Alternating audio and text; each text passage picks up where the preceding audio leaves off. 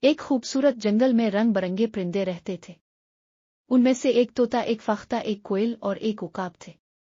سب کی اپنی اپنی آوازیں، خوبصورتی اور انداز تھے، لیکن ان میں سے کوئی بھی زیادہ دور سفر نہیں کرتا تھا۔ ایک دن سب نے فیصلہ کیا کہ کیوں نہ ایک لمبا سفر کیا جائے اور نئے نئے جنگل دیکھے جائیں۔ صبح سویرے یہ چاروں پرندے الفاڑنے کے لیے تیار ہو گئے۔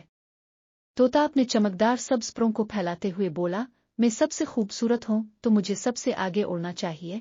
فاختہ نے نرمی سے کہا، ٹھیک ہے، لیکن میں ہر کسی کو راستے کی نشاندہی کرتی جاؤں گی۔ کوئل نے خوش ہو کر کہا، اور میں اپنے میٹھے گانے گا کر سب کو خوش رکھوں گی۔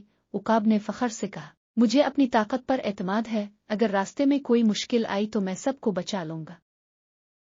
یہ چاروں پرندے خوشی خوشی الفاڑتی ہوئے دور ایک بڑے پہاڑ کی طرف نکل گئے۔ راستے میں طوطا ہر جگہ رک کر طرح طرح کے پھل کھاتا اور باتیں کرتا۔ فاختہ نے ہر ایک کو راستے کا خیال دلایا۔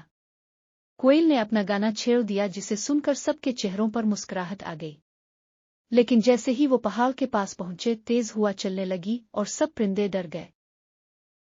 عقاب نے فوراً سب کو حوصلہ دیا اور کہا، گھبراؤ نہیں، میرے پیچھے پیچھے الفاڑو، میں تمہیں محفوظ راستے سے لے جاؤں گا۔ عقاب نے بڑی سمجھداری سے ہوا کے رخ کو دیکھا اور سب کو محفوظ طریقے سے پہاڑ پار کروا دیا۔ پہاڑ کے پار ایک خوبصورت وادی تھی، جہاں سب نے مل کر کھانا کھایا اور آرام کیا۔ اس دن کے بعد وہ سب بہترین دوست بن گئے اور انہوں نے عہد کیا کہ ہر سال ایک نیا سفر کریں گے۔ نتیجہ، دوستوں کے ساتھ سفر کا مزہ اور بڑھ جاتا ہے، اور ہر کسی کی خاص صلاحیتیں مل کر مشکل راستوں کو آسان بنا دیتی ہے۔